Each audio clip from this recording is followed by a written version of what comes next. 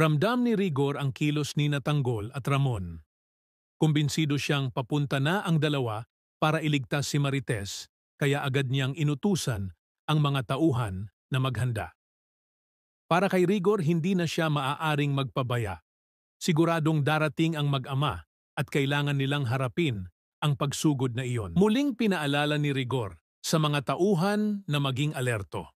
Nakukutuban niya na sina Ramon at Tanggol mismo ang susugod.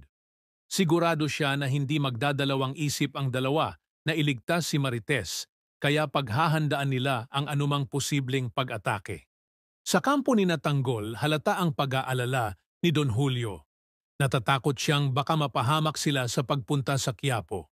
Ngunit matatag si Tanggol. Sinabi niya kay Don Julio na pagbalik nila, kasama na nila si Marites at sisiguruhin nilang walang masaktan. Nagbigay ito ng kaunting kapanatagan kay Don Julio. Sa kabilang panig, inutusan ni Rigor ang mga pulis at tauhan na magsimula ng maghanda dahil nakita niyang papalapit na sina Tanggol at Ramon. Nang makarating ang dalawa sa kinaroroonan ni Marites, mabilis nilang niyakap ang babae. Ngunit bago pa man sila makaalis, biglang sumugod ang isa sa mga kalaban at nabunyag na nalaman na rin nila ang pinagtataguan. Hindi nag-atubili si Tanggol.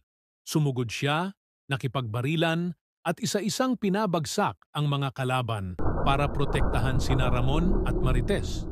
Matapos ang unang sagupaan, inaya ni Tanggol sina Ramon at Marites na tumakas sa bintana at umakyat sa bubong para iwasan ang habulan. Pagkatalon ni Tanggol, naiwan muna sina Ramon at Marites sa taas. Sa lupa, sinagupa ni Tanggol ang mga kalaban. Hinarang niya ang mga ito at pinabagsak isa-isa upang matiyak ang ligtas na pagtawid ng kanyang pamilya. Hindi agad natunton ni Rigor kung saan nagtungo ang tatlo, kaya mabilis niyang tinanong ang mga pulis. Nang makita niya ang direksyon ng pag-akyat, napansin niyang nasa bubong pa sina Ramon at Marites. Narinig ito ni Tanggol at agad siyang sumigaw paakyat.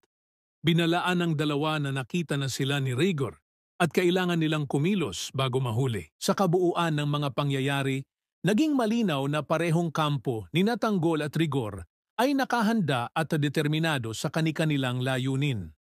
Si Rigor, na puno ng galit at kontrol, ay hindi tumigil sa paghahanda upang tiyak na mahadlangan sina Tanggol at Ramon sa pagligtas kay Marites. Samantala, sina Tanggol ay kumilos ng may tapang at pagmamahal sa pamilya. Handa silang sumugod sa panganib para mailigtas si Marites kahit kapalit nito ay sariling buhay. Sa pagdating nila sa Quiapo, nagtagpo ang dalawang panig at muling sumiklab ang matinding labanan. Ginawa ni Tanggol ang lahat upang protektahan sina Ramon at Marites mula sa pakikipagbarilan hanggang sa pagharang sa mga kalaban upang mabigyan ng daan ang kanilang pagtakas. Ngunit hindi rin nagpahuli si Rigor, gamit ang lahat ng tauhan at kapulisan upang habulin sila. Naging saglit na nakahinga sina Tanggol nang makapunta sila sa bubong, ngunit muling nabaligtad ang sitwasyon nang mahanap sila ni Rigor.